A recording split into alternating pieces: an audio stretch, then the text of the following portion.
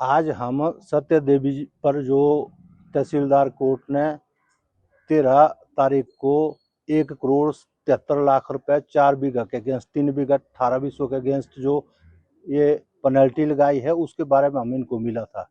और साथ में पिछले कल डिविजनल डीएफओ का जो नोटिस आया उसके बारे में हमने इनसे रिक्वेस्ट किया। ये जो ऑर्डर है ये हाई कोर्ट का नहीं है, ये ऑर्डर तहसीलदार भुंतर का है जिनके क्षेत्र में ये इलाका पड़ता है। सत्या देवी जो है ये 1900 आज से 48 वर्ष पहले शादी करके इस जगह पर आई थी। अब ये इनके पति गुजर चुके हैं, ये गरीब है। इस जमीन के सिवाय हिमाचल प्रदेश में इनके पास कहीं जमीन नहीं है। हमारा डीसी साहब को ये कहना था कि जिस तरह इन पर ताबड़तोड़ फैसले डिपार्टमेंट के लिए जा रहे हैं, ये कह रहे हैं कि हाई कोर्ट का जो है आदेश है, हाई कोर्ट का ये आदेश नहीं है। हाई कोर्ट का जो 5 अगस्त 2025 का जो आदेश है उसको सुप्रीम कोर्ट में हमने चैलेंज किया था, उसमें स्टे लगा हुआ है।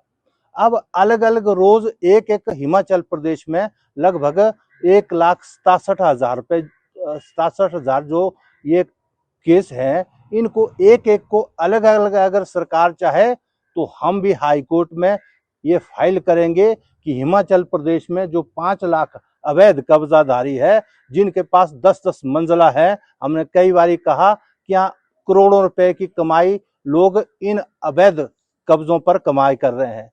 हम आज ये सत्या देवी के लिए इसलिए आए हैं, एक तो ये विडो है, दूसरा इसके परिवार में देखरेख करने वाला है कोई नहीं।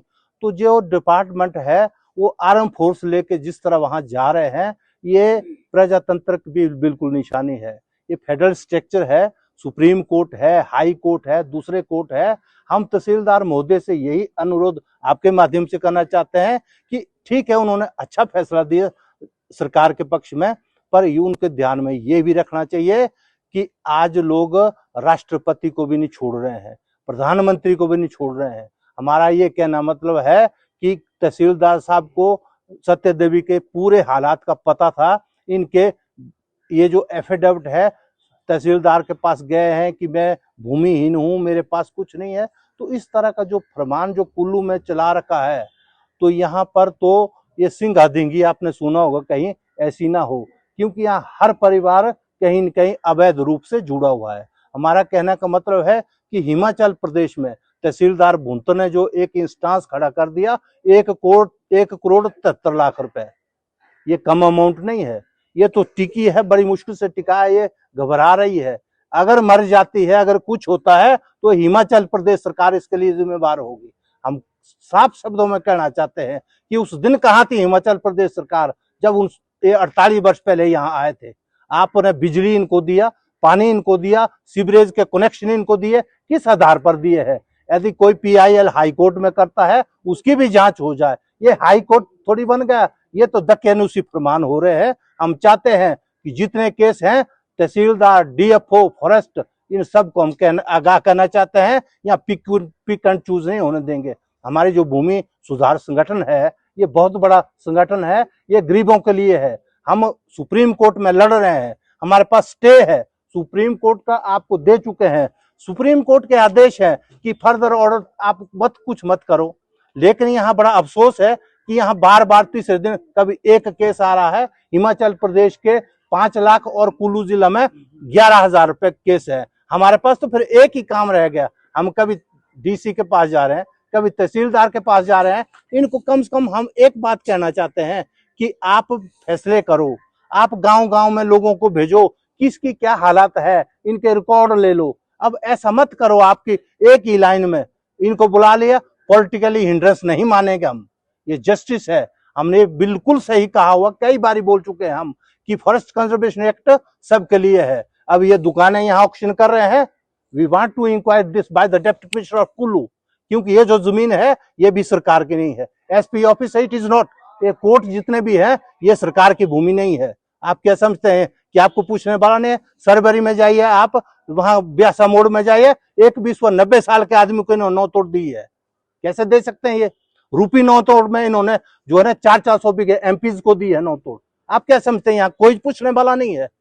अगर आप करोड़पति बनने को तो जमीनें 400 बीघे दे रहे हैं, हाइडल प्रोजेक्ट को दे रहे हैं, हिमाचल प्रदेश की सरकार क्यों पॉलिसी नहीं ला रही है? हम सुप्रीम कोर्ट में ये कह रहे हैं कि पॉलिसी लाओ, क्योंकि 17/11/1993 को जब रूपी नौ तोड़ के लिए पॉलिसी बना सकते हैं, उसमें 200, 250, 300 बीघे दे सकते हैं, इनकम टैक्स पेयर को जमीन दे सकते हैं, तो सत्य देवी को 3 बीघा से उठाते हैं। ये कहां तक का जस्टिस है?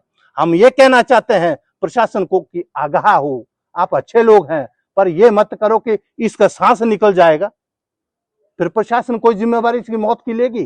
कोई नहीं लेगी। इसलिए हमको तो लेनी पड़ेगी, क्योंकि हम इस संस्था के साथ 35 साल से जुड़े हुए हैं। गरीब लोग कहां जाएंगे? आज विधवाएं हो चुकी है, घर से कोई डाइवर्स्ड है, कोई गरीब लोग है, उनके बारे में सरकार सोचेगी ना? क्या ये अमीरों के लिए है सरकार? वोट का राज वो भी है हमारे। आज हमारे विधायक कहाँ है? आज हमारे मंत्री कहाँ है? ये खुशी की बात है कि हमने ये बात जब अपने मंत्री राजस्व मंत्री श्री जग सिंह नेगी से सुबह शेयर की, वो हैरान रह गए, सरप्राइज हो गए वो कि 1,73,00,000 रुपए मेरे तहसीलदार ने एक विधवा को लगा दिया। मैंने कहा जी सर, तो कल हम उनको भरी बस यहाँ से हमारे जो हमारा संगठन है उसके माध्यम से हमारी पूरी बस भर के जाएगी और हम चक्का जाम करना चाहते हैं। ये सत्य देवी का सवाल नहीं है, ये सारा डेपुटेशन हम कल इनको राजस्व मंत्री को, ठीक बात है भाई, नाजायज है, अवैध है, पर सरकार का वैध कदम निकालो ना आप। सरकार ने खुद भवन बनाए हैं, वहां मीटर लगाए हैं, उनको पूछें। अब आप बताएं कि ये जो सत्य देवी है ये कहां जाएगी?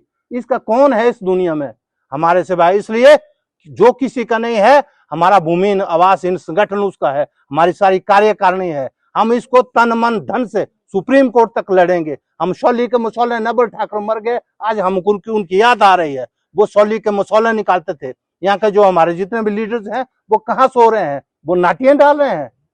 सत्य Devi is part and parcel of this district, यहाँ इनका पता होना चाहिए। आज सत्य देवी नहीं है, ऐसी सत्य देवी 11,000 सत्य देवी है। और मनाली में बड़े बड़े होटल है, भुंतर में है, गुरुद्वारे हैं, वहां यहाँ सामने जाओ, जिनके ऑर्डर हो चुके हैं, हाईकोर्ट उनको तो पेंड कर रहा है। इसलिए हम कहना चाहते हैं कि सत्य देवी की हम सब मिलकर रक्षा करेंगे। इसके लिए हम तन मन धन से खड़े हैं। भगवान ऐसे फैसले इनको सद